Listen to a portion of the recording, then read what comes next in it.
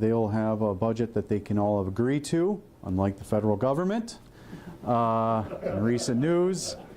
But of course, at some point then we'll take a review of it again from the legislative branch, decide whether or not there is any reason for us to do any vetoes, which we haven't done in a long time. So we do not anticipate that happening with this budget.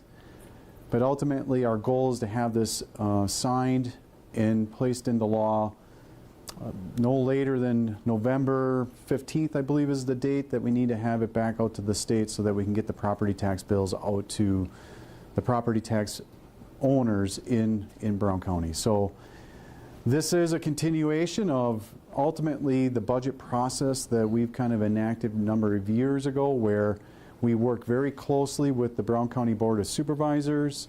We generally think further ahead. We're not thinking about this budget as much as we are thinking 3 to 5 years out, because we really are trying to make sure that we're planning for the future. And as you guys know, as supervisors, each year the departments are responsible for providing you an annual report that kind of outlines their initiative, their goals that they were looking to accomplish as a department.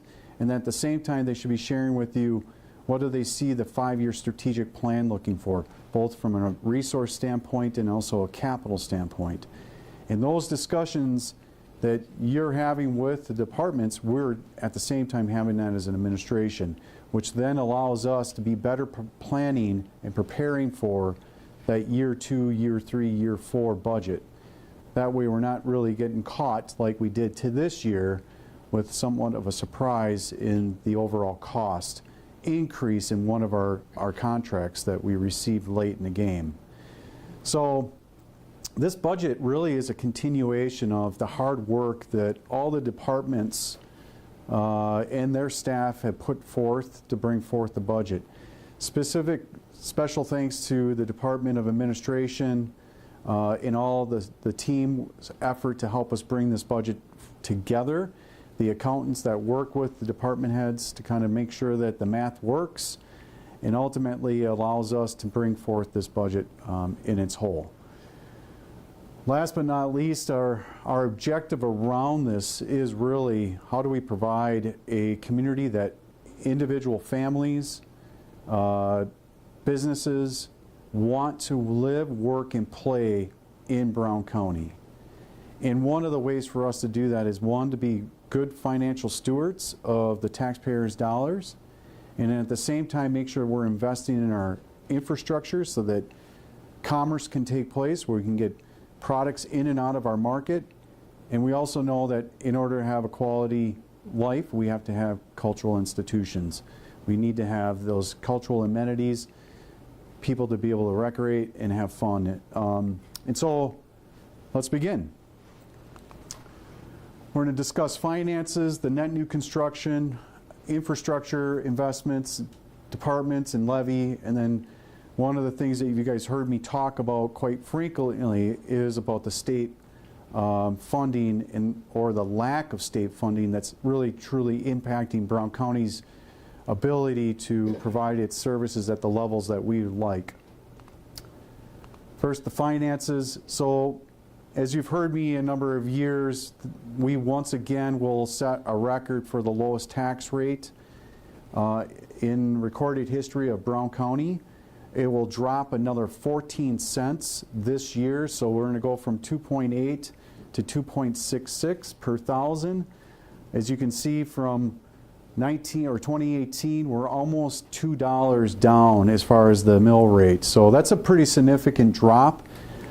This is a direct reflection of the debt reduction tax relief plan that we enacted back in 2017.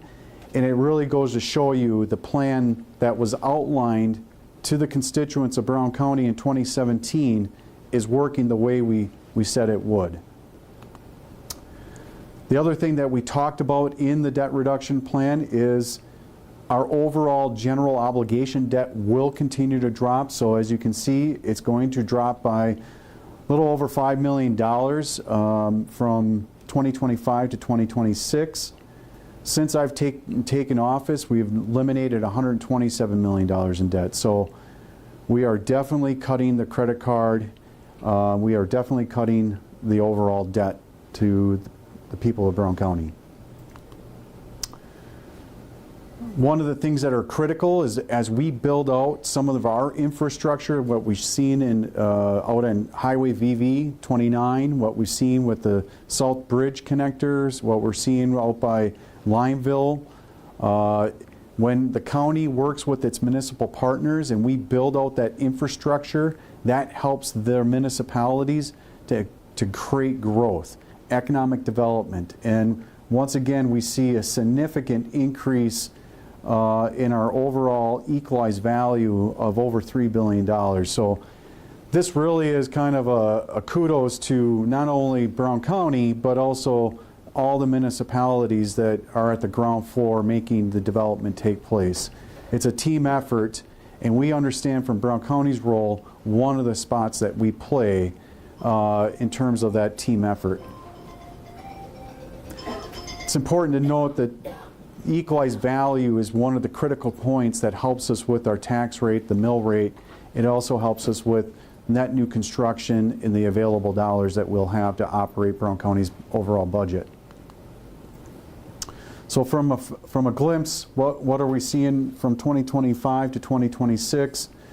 The overall budget levy is going from $94.5 million to $96.2 million.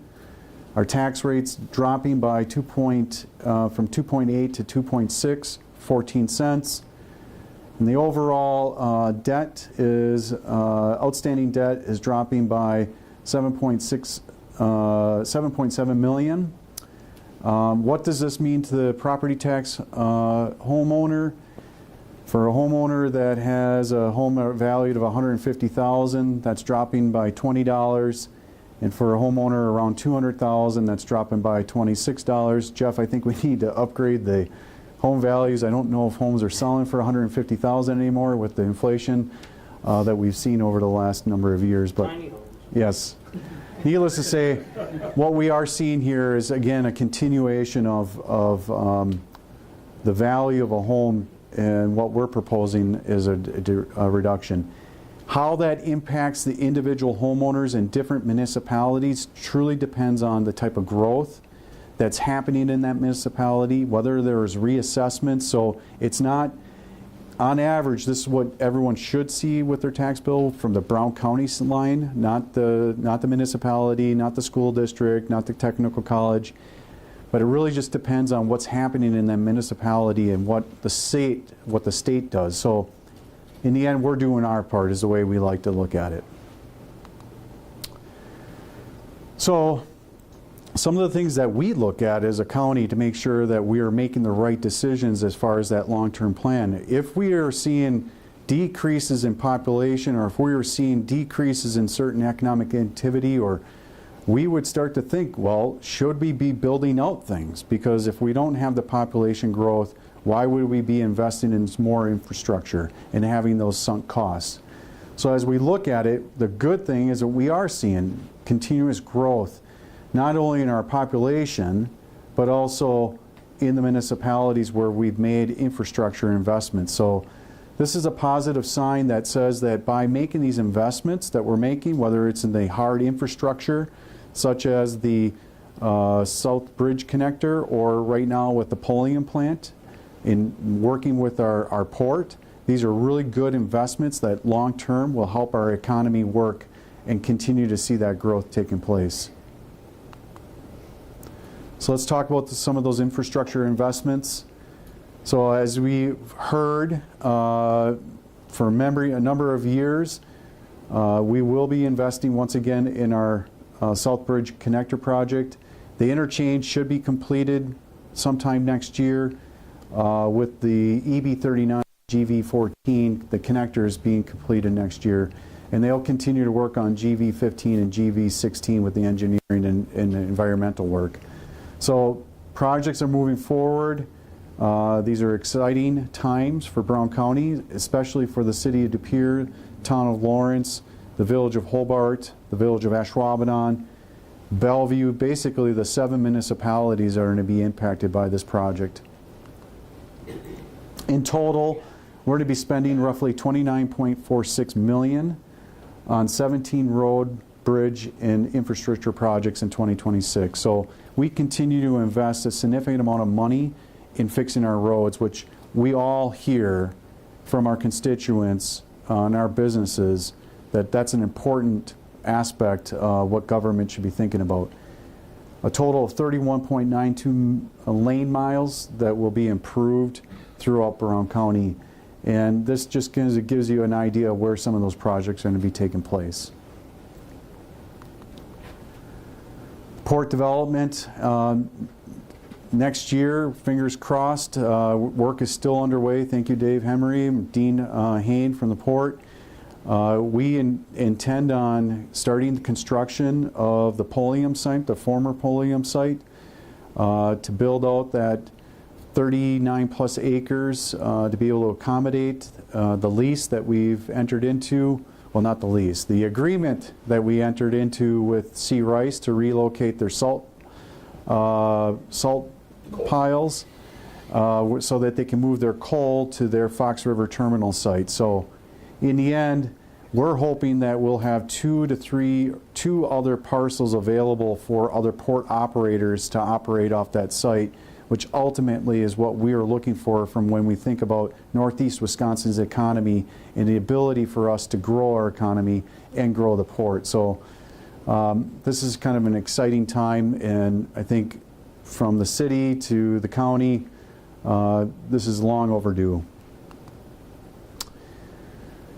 One of the unfortunate aspects, but very important aspects of county government is the operation and maintenance of jails. And one of the things that is a sad reality of growing populations is the need for us to be able to house individuals who have made some mistakes.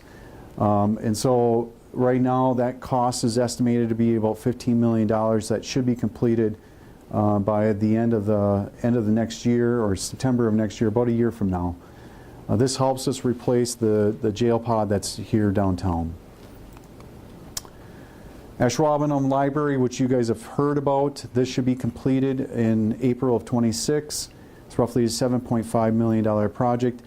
You will see a continued theme coming from Brown County where we're looking for collaboration, we're looking for shared services, we're looking for improved efficiencies of government delivery of system models, and at the same time we're looking at reducing our overall footprint to create the efficiencies so we can take those savings and drive those back into our operational needs.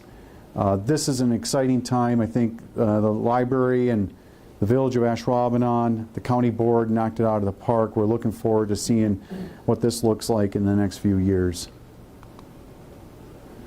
The Denmark Library Branch, for those who have been with us for a number of years, know that we used to have a library inside of the high school, at the Denmark High School.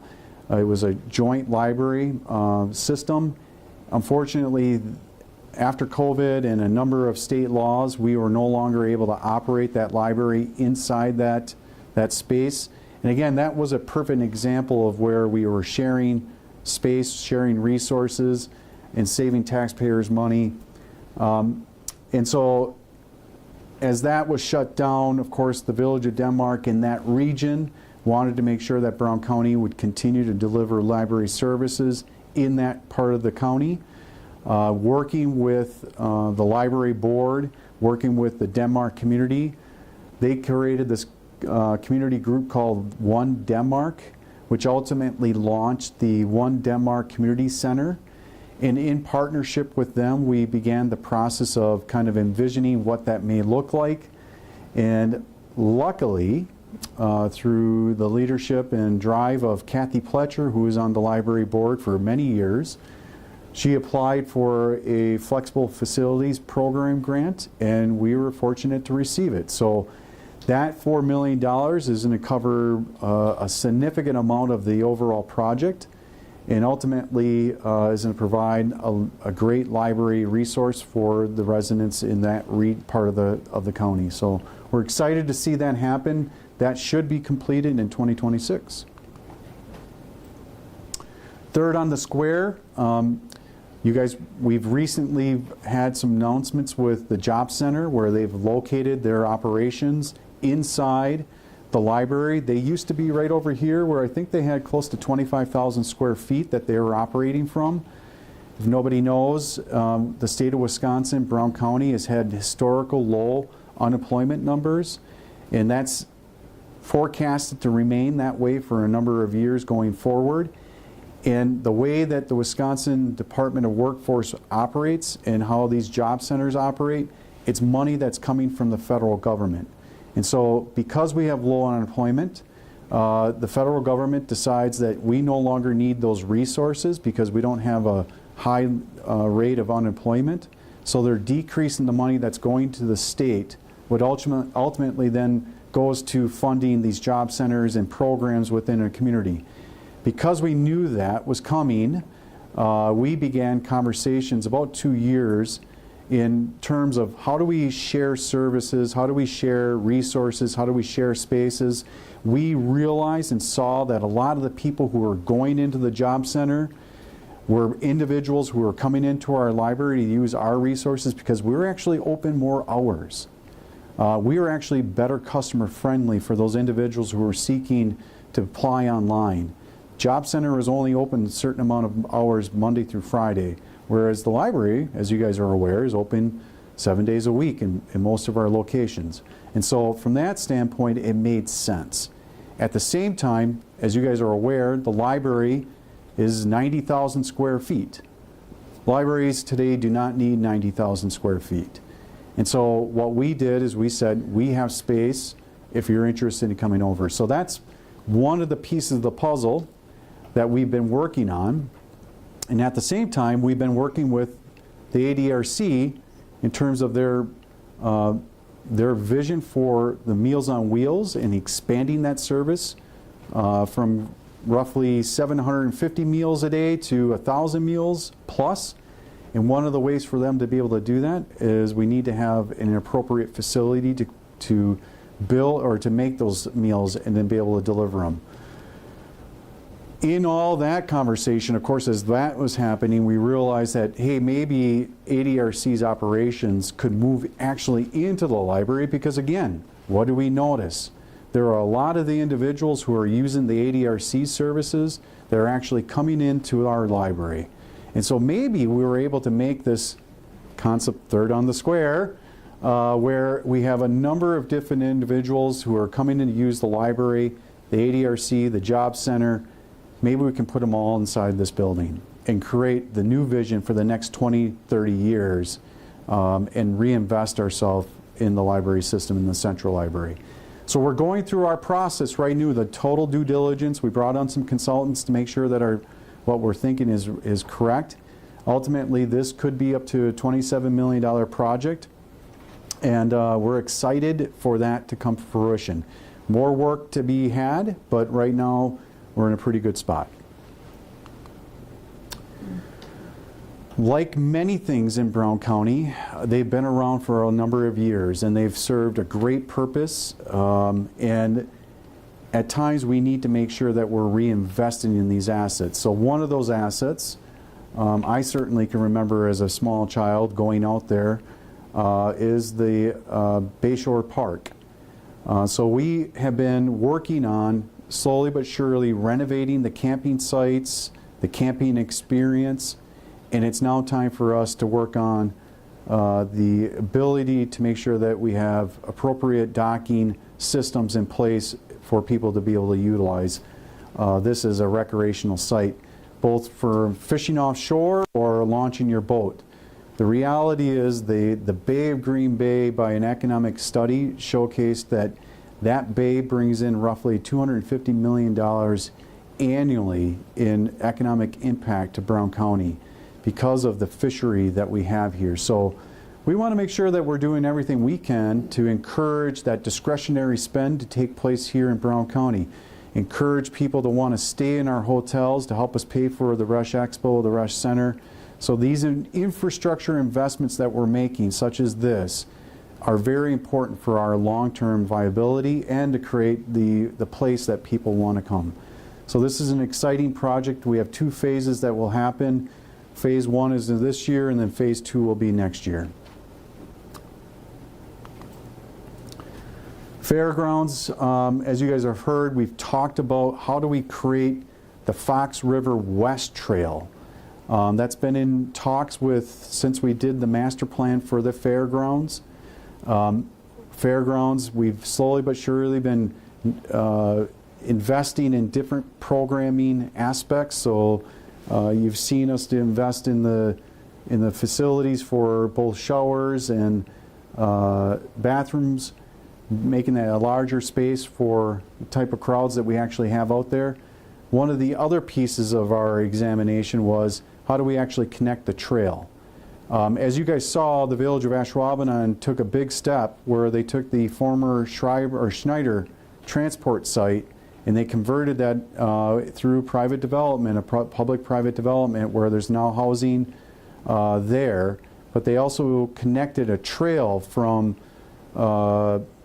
on the other side of 172 all the way up to Ashwaubenon. They've added a bridge to go over Duck Creek, and we're hoping to be able to connect that now through Newater, through the fairgrounds, and then connecting it up with the pier. Long-term goal, you guys, is that we are going to be able to have a loop from De Pere to downtown Green Bay. So you'll be able to go from one side to the other all the way in a loop and enjoy the Fox River. We are bringing people back to the Fox River to enjoy the waterfront. And these are small infrastructure investments that Brown County is doing to be a partner with the municipality to create that place that we all want to enjoy. So this is one of the projects that we'll be doing next year.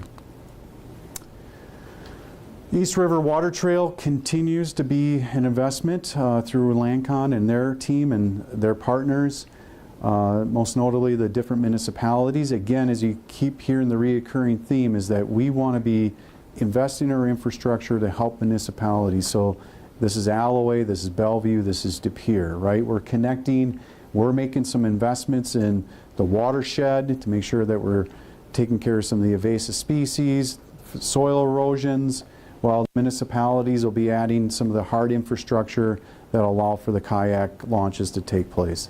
But this is another way for us to enjoy water in Brown County and be able to take an advantage of something that a lot of communities don't have. Community Gardens Enhancement Plan, we'll continue to work on what can we do to make sure, if you guys haven't noticed, community gardens continue to grow in high demand. Municipalities, along with residents in Brown County, continue to ask for larger plots. People are more interested in understanding where their food is coming from, how it's being grown, and that whole idea from seed to plate. It all ties together, right? Because when you think about it, how we grow our food ultimately impacts our environment, it impacts our water quality, it impacts the sediments running into the water or into our tributaries, which ultimately run into the bay. And if we don't get that under control, we have issues with algae blooms, we have problems with dead zones, and ultimately the overall quality of our fisheries. In the end, this is just another cool project that's going to be taking place in Brown County. Departments and levy, for those who are interested in better understanding, where does the levy go? So we have, any given point in time, our budgets can run from $275 million to $350 million, depending on what large projects we have underway that are mainly from a capital standpoint. But what most people are interested in is what's happening to my property tax. So where are my property tax dollars going? And so what this slide shows you is where is that money going? So Brown County invests roughly 44% of our property tax to the Sheriff's Office, 24% to our Health and Human Services Department, 9% to our Public Safety or 911. So just from the public safety side of things, we're over 53% of our levy going to public safety needs. Sadly, still to this day, 8% of our levy, so this is called the property tax debt levy, goes to paying off that credit card bill. Back in 2017, before we put it in, that represented $15 million. That would have been number 3 in terms of the largest property tax requirement or need for property taxes. So we're happy to see that continue to go down, because that's where we're seeing real tax savings, tax relief to the property tax owners. And then the remaining 20 plus departments represents the 15%. So in the end, that's where our property tax levy is going. State funding model, this shouldn't be a surprise, but ultimately Brown County continues to be underfunded by the state of Wisconsin when it comes to funding its court system. Whether we're talking about the district attorney's system, office, the public defender's office, our courts, our circuit courts, woefully underfunded. Right now we're estimating of that $96 million that we levy, roughly $5 million of it is going to subsidize the state of Wisconsin for their underfunding of us. So that's $5 million that we could invest in our roads, we can invest in our programs, we can invest in tax relief. But ultimately we're bailing out the state of Wisconsin for their underfunding of Brown County. And where do we see that? You guys have all heard this stat before, but right now we have over 2,800 felony cases awaiting their date in court.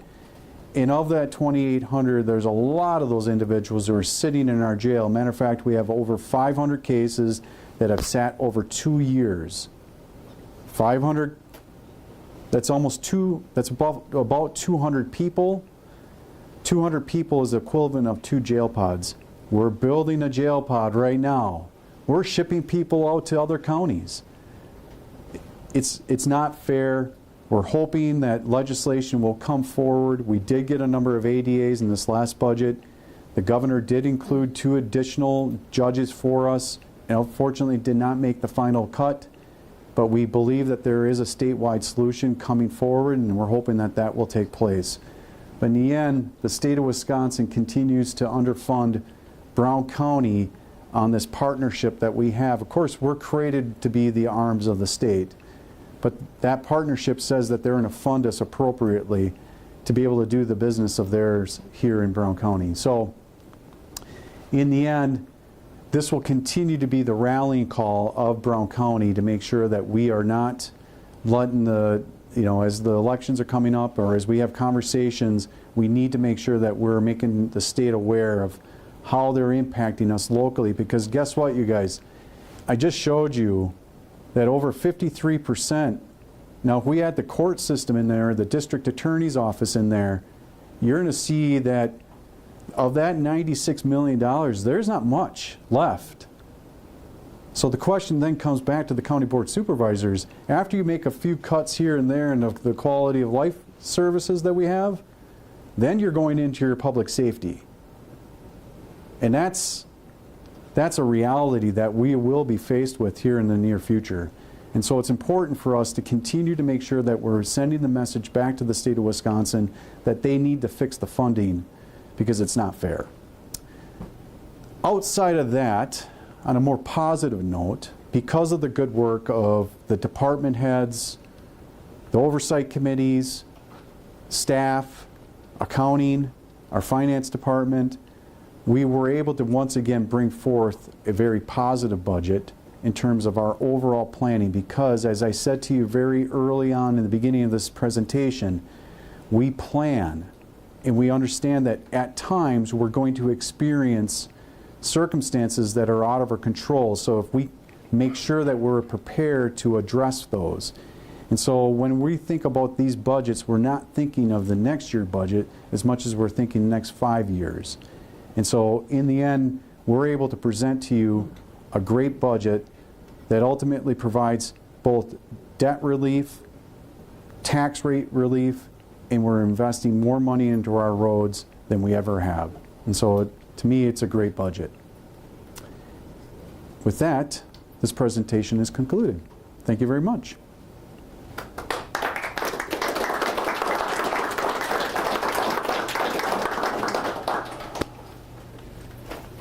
So I'm available for questions. There are in here a number of county board supervisors that you may want to maybe interview them, or get some questions of them about their first impressions of the budget overall. And of course, there's department heads in here.